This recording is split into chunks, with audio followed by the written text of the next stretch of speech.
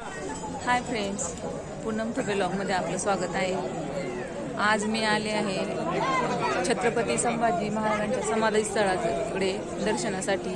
आज त्यांचं 336वी पुण्यतिथी आहे। आपल्या स्वराज्याचे धाकले बहिणी त्यांच्या दर्शनासाठी आलेले त्यांच्या समाधीच्या, तर त्याचा ब्लॉग मी बनवत आहे।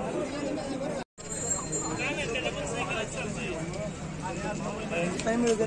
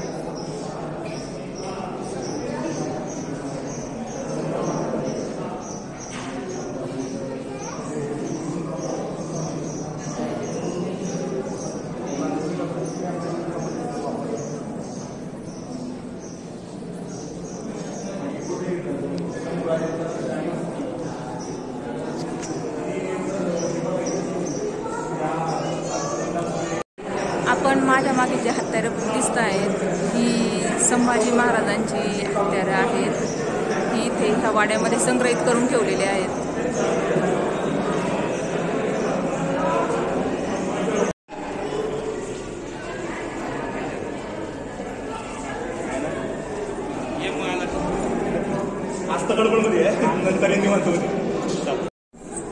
नमस्कार, जय शिवराय, जय शंभूराजे।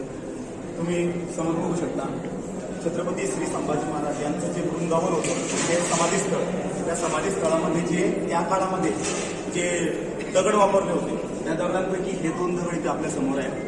त्यानंतर या दगडामध्ये अजून 2-3 जे दगड होते ते आपल्या मुख्य समाधीच्या स्थळी वापरले आहेत। आणि हे दगड जेवढ्या मनाच्या भावनेनं आपण शंभूराजांचं समाधीचं दर्शन त्या ठिकाणी घेतो, त्याच समाधीचे मूळ जे दगड होते जे 1934 मध्ये सापडले होते तेच हे दगड। म्हणजे जेवढ्या भावनेनं आपण तिथं दर्शन घेतो तेवढ्याच भावनेनं आपण इथं सुद्धा डोकं टेकवलं पाहिजे। परंतु आपल्यापैकी भरपूर हिंदू बांधवांना जास्तीत जास्त लोकांना ही गोष्टी माहिती नाही।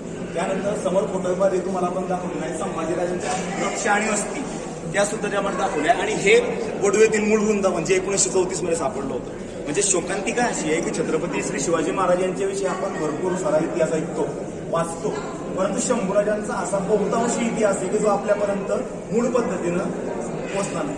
त्यातीलच हा एक प्रमाणे आपल्या समोर। आणि त्या तुम्हाला माहिती आहे छत्रपती श्री शिवाजी महाराज यांनी जेवढ्या लढाया जिंकल्या त्यापेक्षा जास्त छत्रपती संभाजी महाराज यांनी लढाया जिंकलेल्या आणि एकही लढाई न हरलेला महापुरुष म्हणजे छत्रपती संभाजी महाराज।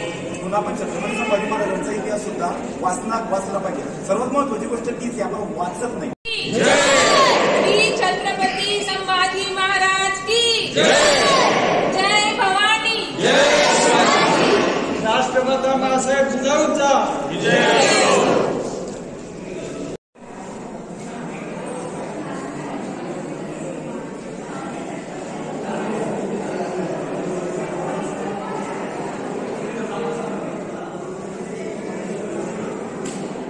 हात जोडा, दोन्ही बाजूने उभा राहा, हात जोडा इकडे.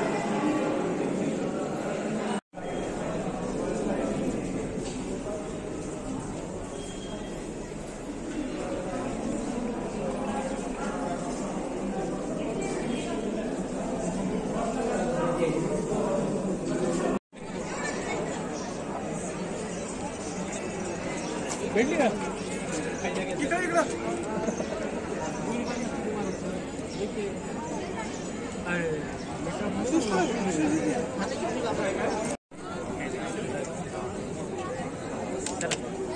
सुरू आहे हे पुढारी करू सुरू आहे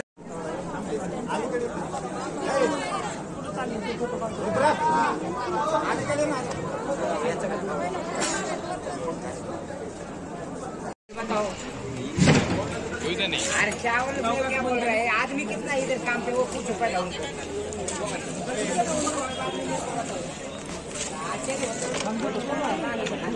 आम्ही प्रसाद केला प्रसादामध्ये मसाले भात आणि शेंगा डाळ.